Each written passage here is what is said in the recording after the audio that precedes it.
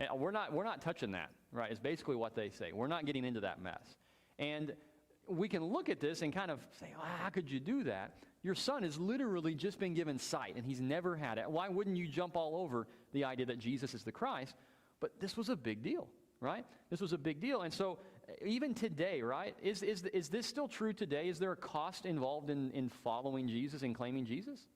Yes, right? Depending on our situation, it may be much, it may not be much at all. But there is one, and in different environments with different people, it is significant. And so the religious leaders are not only opposing Jesus, but they're also making it easy for others to not believe in Jesus. Rudy, and then Mike. Most of these believers in the Old Testament, they were believing what they were doing. So for them to be pulled away from what they were doing, like going to the synagogue and pray or whatever they were doing,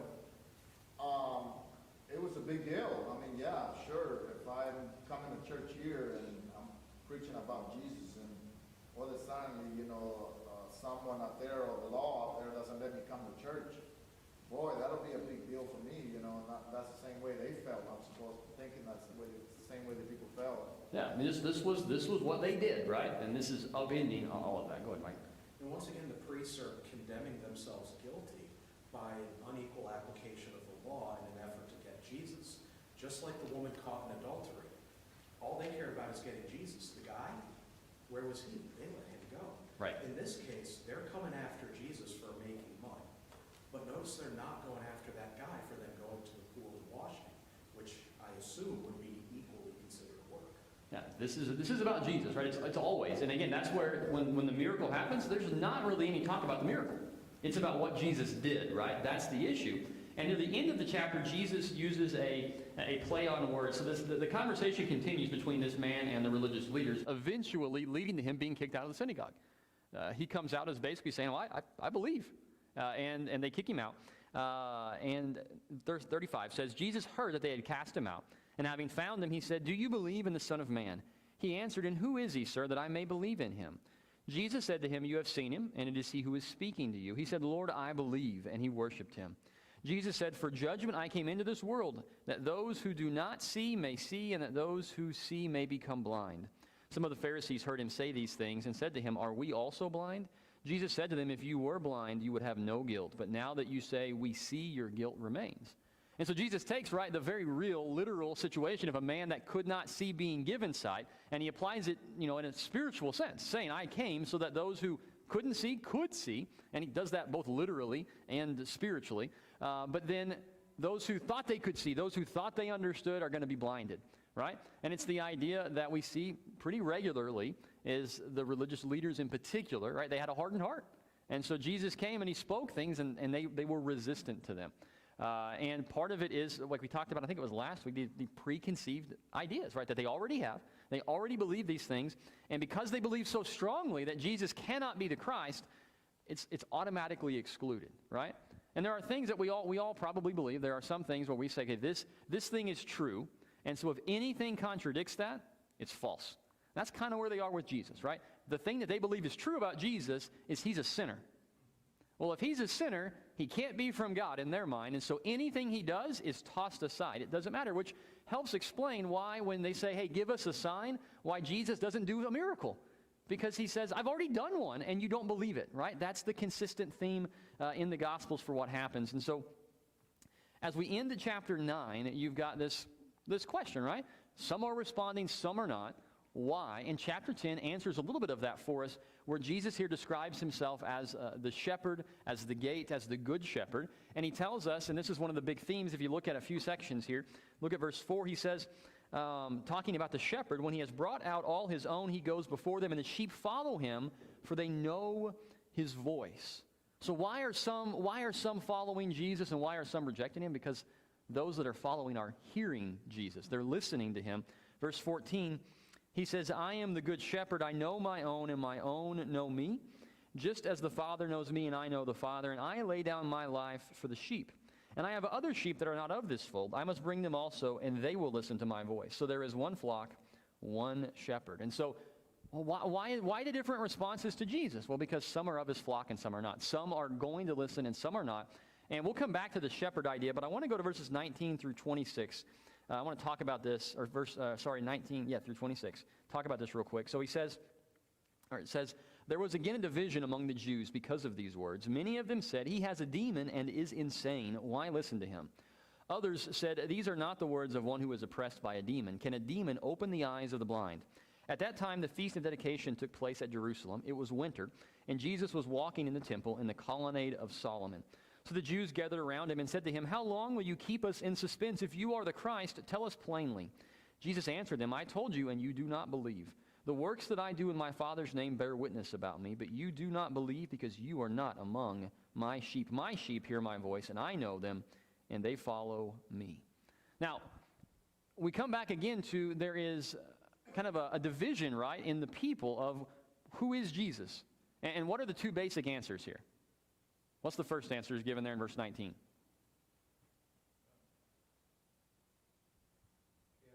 He has a demon, right? Which, that's in my mind anyway, that's about as extreme as you can get, right? You don't just say that. This guy is, he's out of his mind, he's demon possessed, he's guided by Satan. I mean, that's kind of where they're going on one side. And you've got other people, and what's the counter argument?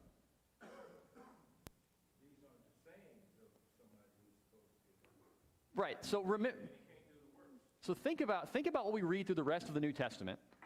How often when we read about demon-possessed people do they sound like you would expect demon-possessed people to sound like? Or how many of them are really articulate and they have really good compelling arguments and they're no, a demon-possessed person is not going to be able to say the things that Jesus is saying, right? They strip themselves out of their clothes and they walk around with chains and they beat, there's all kinds of things that happen with demon-possessed people. They don't do what Jesus does, right? And so people are saying, well, I know what you're saying here, but this doesn't make any sense, right? And as I thought about this, again, this is always the question with Jesus, right? Is even today, who is Jesus? And we've talked about this before, but the common response, I think today, if somebody would concede that Jesus ever existed at all, is he was a good teacher. He was somebody worth listening to. Now, we'll talk in a minute why that doesn't work, okay? But let's talk about what is said right here, and it fits really well with something we've talked about before, but it's an argument that C.S. Lewis developed called the liar, lunatic, or Lord. And it's basically, if we put Jesus as teacher aside for just a minute, and we'll talk about why he can't just be a simple teacher, but if we talk about Jesus as more than a teacher, he has to be one of basically three things, right? When you read all that Jesus says, right, when he says he is the good shepherd, when he says things like the Father and I are one, like he says down in verse 30, he either knows that it's absolutely a lie and he's pulling one over on people, right? He's lying, right? And does that happen? Not with Jesus, but I mean, does that happen? Do people make huge, bold, amazing, ridiculous claims that are absolutely lies? Yes, right? And we tend to find that out eventually, right? But he's either that, he's lying, or he thinks it's all actually true, but it's false, which would make him crazy, right? To believe that you really are one with God. Well, unless you are, that's the kind of thing people say, woo, something's a little off here, right? Or he's who he says he is, right? He's either lying about it, or he believes it, but it's not true, or it actually is true. And that's what people are trying to figure out here, right? Either he's demon-possessed and not worth listening to at all, or he's the Christ. I mean, there's really no other options here, because what does Jesus say? Look at my what? Look at my works. Now, you can say somebody's lying, but it's hard to lie about somebody becoming able to see when they were blind. It's hard to watch a paralyzed man who you know is paralyzed get up and say, that's a lie. Well, you know it's not a lie, and that's why the religious leaders don't ever say he's not doing any miracles. They couldn't deny the miracles. What they had to do was figure out some other way to get rid of him. Go ahead, Michael. The fact that Jesus has already made the proclamation, made the argument, and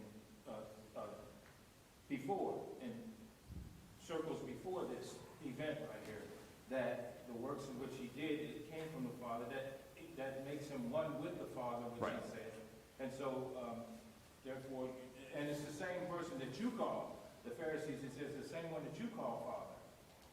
So he either has to be, like you said, the Son of God or the Messiah, or he's not. Right. And again, he go back to the miracles, and he says, listen, he doesn't say, hey, just believe me. He says, no, look at what I'm doing. You tell me. You look at the things that I'm doing, you tell me who I am. And they say, well, hey, just tell us if you're the Christ. And what's his answer? I've already told you. I've already shown you, right? There's nothing else, because think about this, and we'll see this in chapter 11, where he raises Lazarus back from life. What miracle could Jesus have done to convince these people? Is there one that he could have done? No, I mean, what more could you do, right? Barring I don't even know. I mean, I think if he knocked the whole walls of the city down, they probably would have had some reason why that was not enough. I mean, there was just nothing that could happen. Go ahead, Terry. No, what I don't understand is they know they have this God that brought them out of Egypt, mighty works and wonders. Right. And so why could they not accept Jesus' miracle? Yeah, and a huge part of this, right, is because Jesus didn't fit what they wanted, right? He came teaching things that they didn't always like. He came rebuking them. They didn't like that either. And if you look down at verses 28 through the end of that little section of verse 30, he says, I give them eternal life, and they will never perish, and no one will snatch them out of my hand. My Father who has given them to me is greater than all, and no one is able to snatch them out of my Father's hand. I and the Father are one. Now, we can say, oh, but Jesus, he didn't do any of that stuff, right? His followers, they made up all these miracles and things. Well, you can't leave with, well, Jesus just had some really cool stuff to say, right? This would be like listening to someone, and they have really good stuff to say, but they're crazy, right? They have really good stock advice, but they think they're God. You would say, you know what, I'm going to go somewhere else for my stock advice, or whatever it is, right? Jesus makes statements like, I will give them eternal life. Who in their right mind could promise people eternal life and deliver on that? Nobody, because you can't do that, right? And so notice in verse 31, the Jews picked up stones again to stone him, right? So the people of his own day couldn't say, this is an amazing teacher. No, he was worthy of death in their mind because of the things that he was saying. Now, the reason is because they didn't believe them to be true. If they're true, then he's obviously not worthy of death. But this again excludes the idea, well, Jesus he was a good misunderstood teacher. No, he was saying things that they understood perfectly fine. They didn't agree with them, right? That's the issue. Here in chapter 10. Now, I'm actually going to preach on, preach on chapter 10 in 2 weeks with the shepherd portion, so I don't want to dig too much into that. But so we don't run out of time. When you read about Jesus, he talks about himself as the shepherd who the sheep hear his voice and they know him. He's the gate by which they enter in and come out. He protects them, and he is the good shepherd who lays down his life for the sheep. Was there any part of that, anything within that little section from Jesus that jumps out to you as significant, something that we are really benefited by understanding? Go ahead, Rudy. Shows the love and the dedication he has for whatever he has. Yeah, there is great care from God, right? He is a protector. He watches over. He is a sacrificer. Jesus does all of that. And as I was thinking about this idea, we've talked about sheep before. And again, I'm not super familiar with sheep. My parents might have one, so maybe over Christmas I'll learn a little bit more about sheep, probably more than I'll want to know if there is one. But sheep typically aren't seen as like an amazing creature, right? And when you think about a sheep's, what defenses does a sheep have? Not much, right? They're not really aggressive, so they could charge someone, probably not do a lot of damage, but they could charge someone. They could probably bite someone. They're not really geared for that, but again, they're pretty limited, right? And so when you think about Jesus' words here about his sheep and how they will never be snatched out of his hand, you think about a sheep. A sheep is totally defenseless about being snatched. If someone wanted to come by and grab a sheep, as long as they're strong enough, they can carry it off. That sheep can't do anything, right? And so when Jesus says, they will not be snatched out of my hand, what he's saying there is these defenseless sheep, they're not defenseless because I am there, right? I have a hold of them and nothing will rip them away from me. No external thing. There's no wolf. There's no robber that can steal them away from me. And I think there's great comfort in knowing that Jesus has not only died for us to save us, but he is continuing to watch over his people and he protects us. He watches over us, and I think that's a really, really compelling thought. Let's go over to chapter 11 and look at Lazarus here. So this is a familiar story to us, but I want to read a little bit of the beginning of it because there's some context here that's helpful. So after all this happens in chapter 10, the people are upset with Jesus, and he leaves.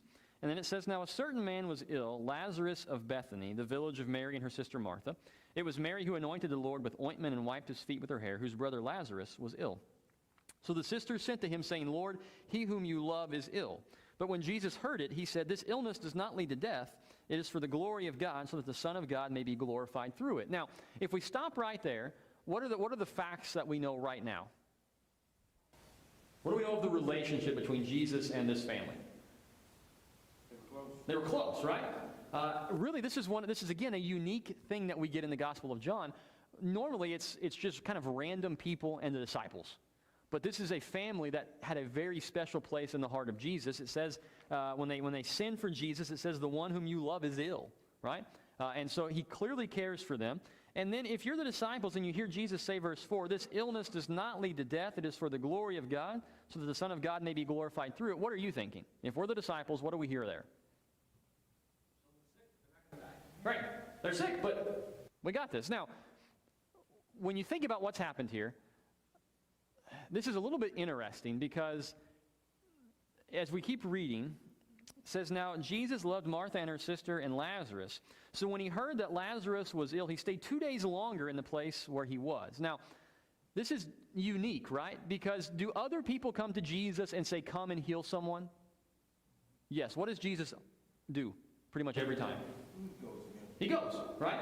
Say, hey, my child is sick. My child is dying. Can you come and heal them? And Jesus goes. Or what does he also do sometimes? Yeah, he just sends them. He says, you go back. It's taken care of, right? Right. He says, I've taken care of the problem. And so Jesus could have done either one of those things. Could have left immediately. Or he could have just spoken right there and healed Lazarus, but that's not what he's going to do, right? There's far more at work here. And so you keep reading. He says, then after this, he said to the disciples, let us go to Judea again. The disciples said to him, Rabbi, the Jews were just now seeking to stone you, and are you going there again? So remember, he was speaking there. They said, what you're saying is worthy of killing you. They leave.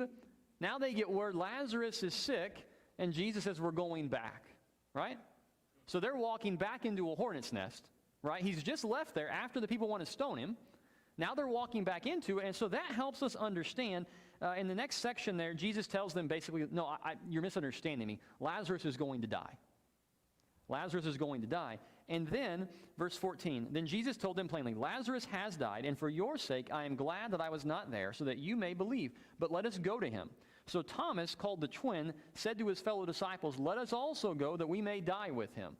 I think, where is that coming from? Well, he's just said Lazarus is truly dead, but now they're also walking back into potentially a death sentence because they've already left that, right? Where Jesus once again gets out of being killed. And so there's a lot of tenseness in this environment, right? This is not just Jesus going somewhere. This is Jesus walking back into a difficult situation. And one of the things I love about this section is what Mary and Martha both say. So Jesus is on the way. Martha runs out. Listen to verse 21. Lord, if you had been here, my brother would not have died. But even now I know that whatever you ask from God, God will give you. Jesus said to her, your brother will rise again. Martha said to him, I know that he will rise again in the resurrection on the last day. Jesus said to her, I am the resurrection and the life. Whoever believes in me, though he die, yet shall he live. And everyone who lives and believes in me shall never die. Do you believe this?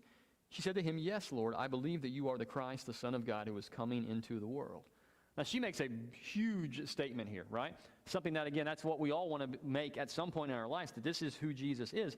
But what is so relatable about her words in verse 21? I mean, what is she really telling Jesus there? That sounds, I think, very similar to things we probably have said ourselves. In verse 21? Yeah, in verse 21, when she responds to Jesus with, I sure believe. I believe. she believes him, right? But what's her struggle right now? What's her question? She doesn't ask it, but what she said, Jesus, if what? You've been here. If you'd been here, right? And so what did she knew he was capable, right? She didn't have any doubt. There's no lack of faith on her part that Jesus could have healed Lazarus. The problem was he wasn't there. Now, does that sound at all like what we struggle with sometimes when God doesn't do something in our lives? Where we know that God is capable, but he doesn't show in our mind. He doesn't act, right? We know it's not a lack of faith on our part. It's not that we say God can't do this. It's that we say he can, but he didn't, right? And that's, I think, what they're struggling with is they know that Jesus could heal their brother. but he wasn't there. He didn't show when they needed him, right? And there's a struggle in their mind, and I think it's very relatable, because that is the same kind of question that we ask when we say, why did this happen? We know what you're capable of, God. Why didn't you, right? And you can tell her question, or her conversation with Jesus, she almost sounds like she's saying, I know that you can still do something. But then when Jesus starts talking about the resurrection, she goes to the end. She goes beyond this moment. She goes all the way to the end. And so she's not thinking Jesus is going to raise him right now. She's thinking beyond that, but she has faith in that, right? Their faith doesn't waver in Jesus. They're upset. They're frustrated, but it doesn't waver, right? They still trust in Jesus. I mean, think about this. She is in the grips of grief from her brother dying, and she makes the statement, I believe that you are the Christ, the Son of God, who is coming into the world, right after she is upset that he didn't show up to heal him in time. That's faith. To say that right after you've also said, where were you? Why weren't you here, right? That's where she and Mary are at as well. Any thoughts on that conversation, or Mary's? Go ahead, Michael. Well, it's just beautiful for us to keep in mind that certain things may happen that we experience in life that are temporary and are a loss for us. We can rest and have comfort in the hope that there's something beyond this life. Yeah. She had hope in what obviously she knew from John 3:16. This is she knows about the resurrection. I think one of the things that we see here is the human understanding that we can have hope in the resurrection and still hurt in the loss, right? That's where they are. She has hope. She's not lost faith in what God is capable of and what God is going to do, but she's hurting. She's hurting because what she wanted didn't happen, and what she was hoping would happen didn't occur. And so you've got all of this going on, and if you look down at verse 32, Mary comes to Jesus, and it says, now when Mary came to Jesus, to where Jesus was, and saw him, she fell at his feet, saying to him, Lord, if you had been here, my brother would not have died. When Jesus saw her weeping, and the Jews who had come with her also weeping, he was deeply moved in his spirit and greatly troubled. And he said, where have you laid him? And they said to him, Lord, come and see. Jesus wept. So the Jews said, see how he loved him. But some of them said, could not he who opened the eyes of the blind man also have kept this man from dying? Now, we tend to gravitate towards, that very short verse, Jesus wept. And I understand exactly why, right? This is a very human emotion, although it's also a very God emotion, isn't it? That God weeps. God is hurt when his people suffer. I mean, this is not shocking that God would do this, but we see it in Jesus. He's not above emotion, and so he weeps. And the question is, what's he weeping about, right? And there's kind of a couple of different thoughts here, and I want to share one of them. So if you go back to verse 33, it says, when Jesus saw her weeping and the Jews who had come with her also weeping, he was deeply moved in his spirit and greatly troubled. Does anybody have a different wording there? So at the bottom of my Bible, it's got, sometimes they'll have different words that could be used there instead for different things. And deeply moved and greatly troubled. Let's see which. Deeply moved could be indignant. Like indignant. That sounds out of place, doesn't it? Why would he be indignant? Why would he be upset in this? And there's debate on, is he upset because people don't believe what he's capable of? Is he upset because of death? What's he upset about? And I don't know for sure what exactly he's upset about, other than the fact that this is a situation that's filled with a ridiculous amount of emotion. And you've got people saying, including Mary and Martha, right? Where were you? And you've got other people saying, oh, look at, he loves him. But other people say, yeah, but couldn't he have done something? Even in this situation, you've got people debating on who is Jesus, right? In the middle of all of this. And so, go ahead, Rudy. I was going to say, as humans, sometimes we feel the pain of our brothers and sisters. Let's say in funerals, when someone's crying or anything, we intend to cry sometimes too, because of the feeling of the love we have for each other. Yeah. So that could have been something normal that, it could have eventually happened and Christ would have wept. Yeah, I mean, we were told, right, to weep with those who weep. And I think the weeping portion of it, in my mind, that fits best with he truly is weeping with them, because it's out of place otherwise. It doesn't fit in my mind with Jesus is weeping for a totally different reason than everybody else is. And so, do what? Yeah, they are hurting. And so Jesus here, in verse 38, responds to all of this. Then Jesus, deeply moved again, came to the tomb. It was a cave, and a stone lay against it. Jesus said, "Take away the stone." And Martha, the sister of the dead man, said to him, "Lord, by this time there will be an odor, for he has been dead 4 days."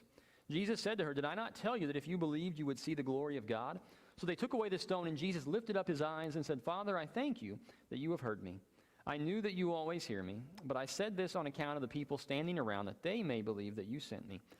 When he had said these things, he cried out with a loud voice, "Lazarus, come out." The man who had died came out, his hands and feet bound with linen strips and his face wrapped with a cloth. Jesus said to them, "Unbind him and let him go." And so Jesus makes that, that big statement, right? Let him come out. Lazarus, come out, right? And Lazarus comes out, and this is one of those things where it's hard to get your mind around exactly what happened.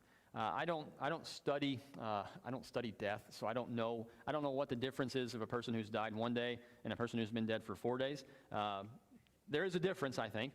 But the point is, right, he's not just dead, but the body has started doing things at this point, right? And so this is not just, maybe we can wake him up. Maybe he's not really dead, as the Princess Bride would say, mostly dead, right? This is more than mostly dead. He's completely, entirely dead, right? This is 4 days. And so when Jesus says, "Lazarus, come out," and Lazarus comes out, what has happened inside of that tomb? Completely changed. It doesn't smell or anything. Right. You have a body that is starting to decay, right? And it's reversed, right? It's reversed essentially immediately. All of those things that made it dead are now gone, right? And he's fully alive. It's so easy to read this and just, he raised him from the dead. There's so much that happens there that's just impossible to get our minds around. But again, when you understand who God is, can God raise the dead?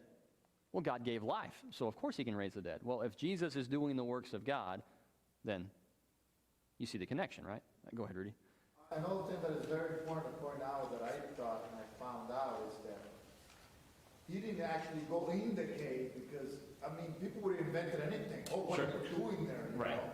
He's like, no, remove the rock, and he called them out. So Right. that just shows that he didn't have any tricks or anything, Right. So it was something splendid, something huge he did for the whole crowd to see that he didn't go and do anything, because they would have invented anything. Right.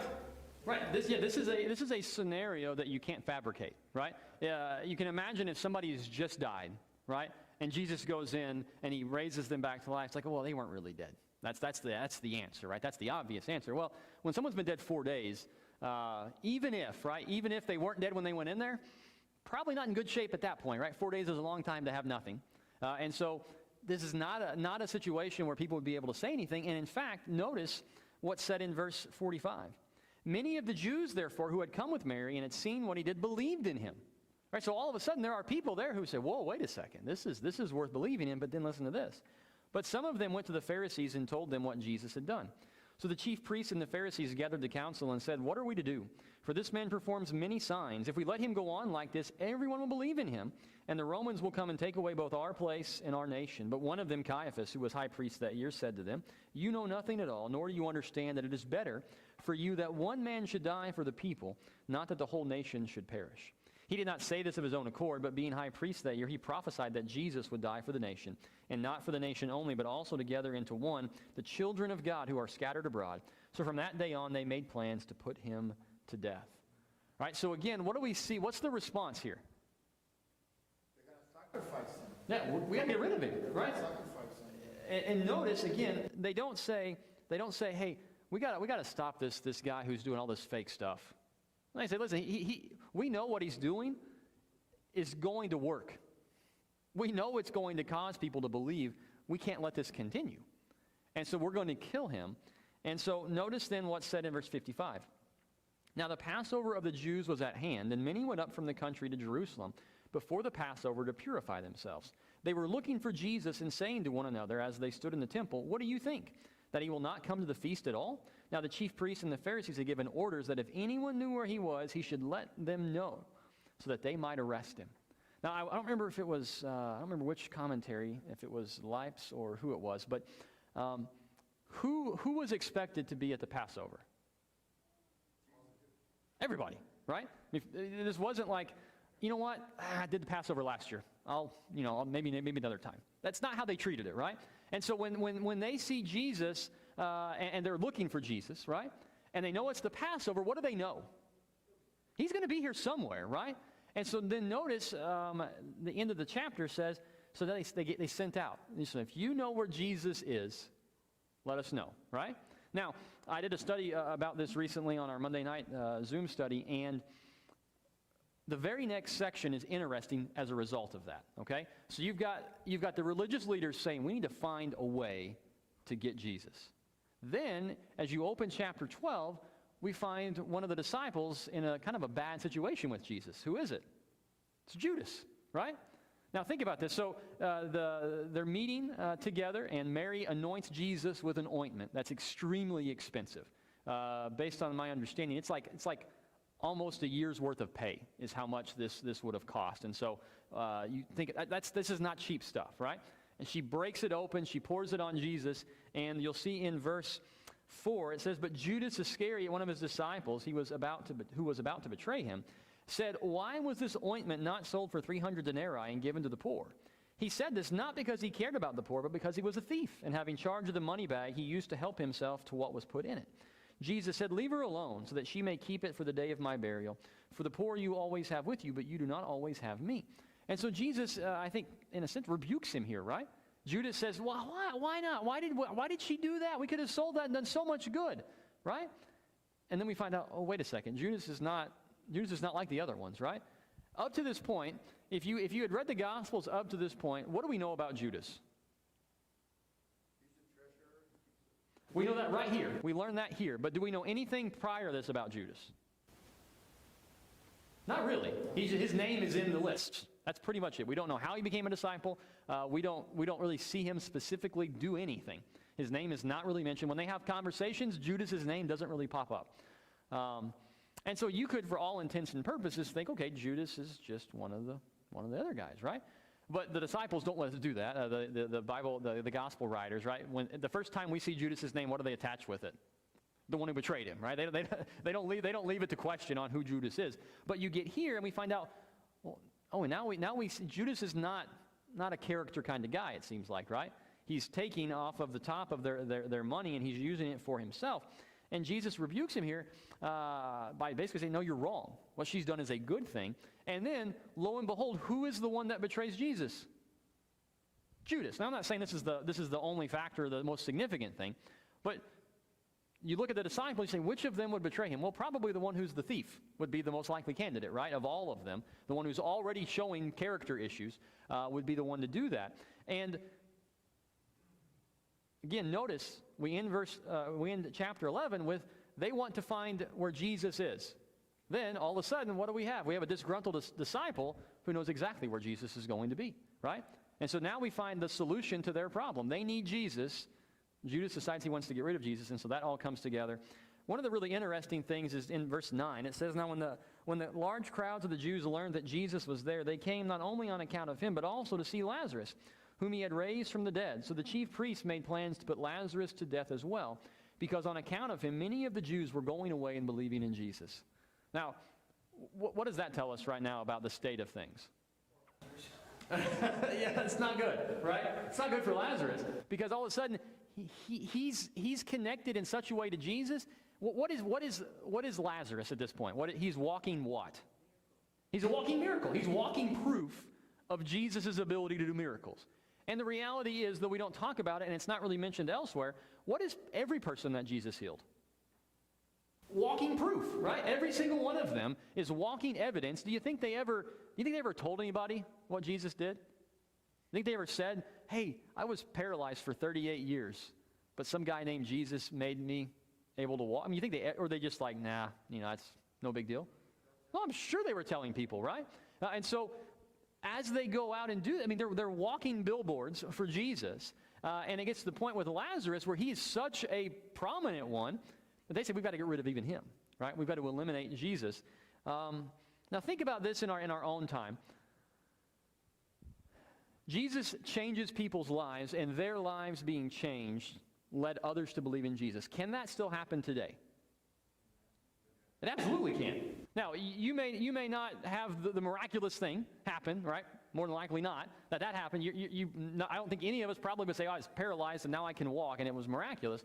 But what can we say? Well, we have opportunity to seek God to work in the lives of other people, but in our own lives, right, we reflect the change that Jesus has brought in us. And some of us, it's a big change, right? Some of us didn't have, maybe we came like, if you grew up going to church and you just continued on in that, your life is probably different than if you came from a radically different background. But either way, there are probably going to be people that might say, hey, I knew you here, and now I see you here. What happened? Right? There's a big difference there for people, right? And so even today, in a very real sense, we are able to be walking billboards for Jesus because of the change that we have in us that hopefully people are able to see. Go ahead, Michael. Look at that in the light of the sheep-shepherd illustration, what we were talking about. You know, the sheep are not just valuable to the shepherd, but they are valuable to people. The shepherd can't eat so much lamb, and he can't wear so many coats. But the sheep are also valuable to other people. Sure. Yeah, and we have an opportunity, and again, you see this with, again, right here, right, where those that Jesus worked in their lives, they impact others for Jesus as well, again, to the extent that they say, we got to get rid of Jesus. Now, for time's sake, if you look at 12 through 19, this is Jesus entering into Jerusalem, right? And notice what it's said about here. So they took branches of palm trees and went out to meet him, crying, Hosanna, blessed is he who comes in the name of the Lord, even the King of Israel. And Jesus found a young donkey and sat on it, just as it is written, Fear not, daughter of Zion, behold, your king is coming, sitting on a donkey's colt. So what's happening here? I mean, this is a big deal, right? This is Jesus coming in as king, which he rightly was. But then notice verse 16, his disciples did not understand these things at first. But when Jesus was glorified, then they remembered that these things had been written about him and had been done to him. The crowd that had been with him when he called Lazarus out of the tomb and raised him from the dead continued to bear witness. The reason why the crowd went to meet him was that they heard he had done this sign. So the Pharisees said to one another, you see that we are gaining nothing. Look, the world has gone after him. Right? And so Jesus has basically done such a thing that now he's welcomed into Jerusalem as king. What was the concern of the religious leaders before this point? Probably not that Jesus would be king, but that he would get a following, right? All of a sudden, they come into the city, and they're acting like Jesus is truly king. And then if you look down at, let's go down to verse 36. So Jesus says a lot of different things here in between, but then it says, when Jesus had said these things, he departed and hid himself from them. Though he had done so many signs before them, they still did not believe in him. So that the word spoken by the prophet Isaiah might be fulfilled, Lord, who has believed what he heard from us? And to whom has the arm of the Lord been revealed? Therefore they could not believe, for again Isaiah said, he has blinded their eyes and hardened their hearts, lest they see with their eyes and understand with their heart and turn, and I would heal them. Isaiah said these things because he saw his glory and spoke of him. Nevertheless, many even of the authorities believed in him, but for fear of the Pharisees they did not confess it, so that they would not be put out of the synagogue, for they loved the glory that comes from man more than the glory that comes from God. And so the big question we started with, right, is what are people going to believe about Jesus? That was the big question. Well, we get to the end of the section. We've had a whole book up to this point, 12 chapters, where we've seen the miracles of Jesus, we've seen the teachings of Jesus, and now the question is, why are some people still unconvinced about Jesus? And answer number one is prophecy, which is because they weren't going to. They were going to have hardened hearts and essentially full ears and an inability to listen. They were not going to respond to Jesus. Some were not going to do that.